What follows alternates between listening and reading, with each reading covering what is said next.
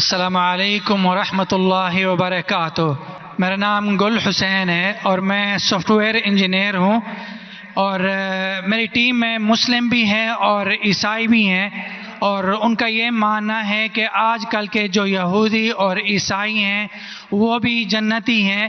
اس آیت کے مطابق ان الذین آمنوا والذین ہادوا والنصارى والصابئین من آمن باللہ والیوم الآخر وعمل صالحا فلہم اجرہم عند ربہم ولا خوف علیہم ولا هم یحزنون۔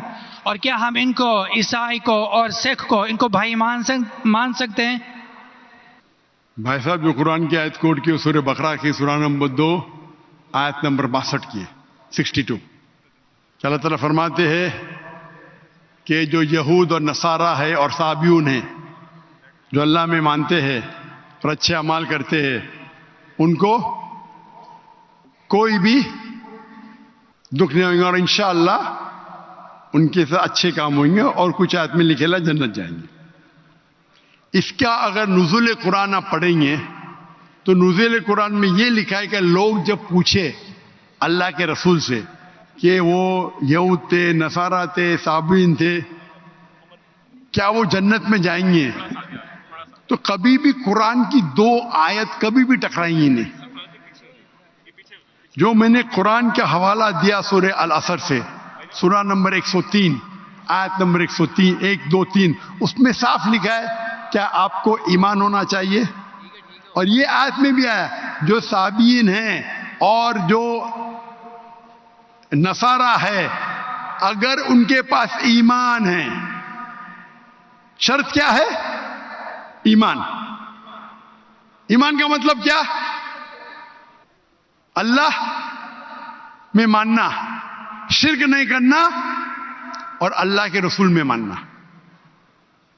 اس کی تشریح آپ کریں گے تو قرآن کی آیت سورہ ال عمران سورہ نمبر 3 آیت نمبر 110 کنتم خیر امۃ اخرجت للناس تأمرون بالمعروف وتنہون عن المنکر وتؤمنون باللہ۔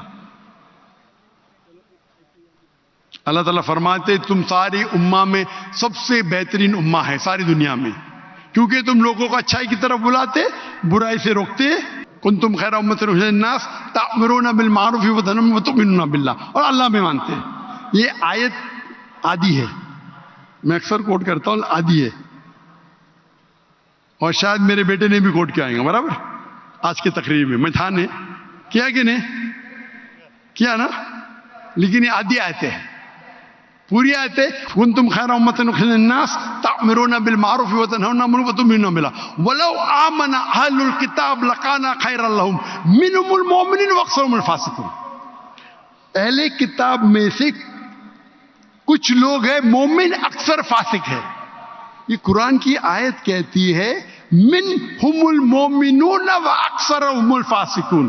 یہ اگر اہل کتاب سمجھ لاتے تھے تو ان کے لیے بہتر ہوتا تھا، ان میں سے کچھ لوگ مومن ہیں، اکثر فاسق ہے۔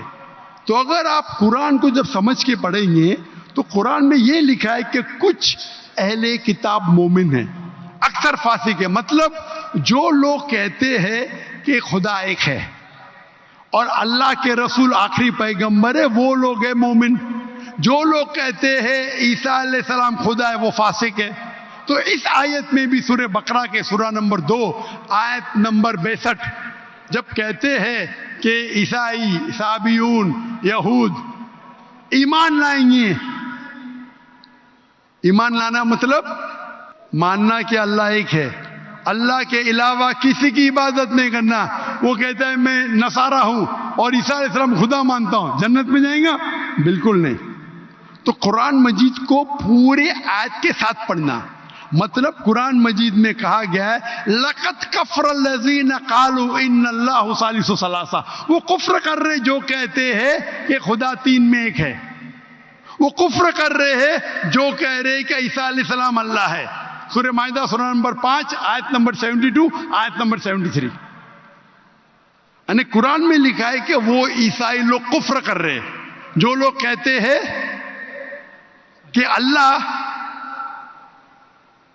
عیسیٰ علیہ السلام ہے، یعنی عیسیٰ علیہ السلام اللہ ہے۔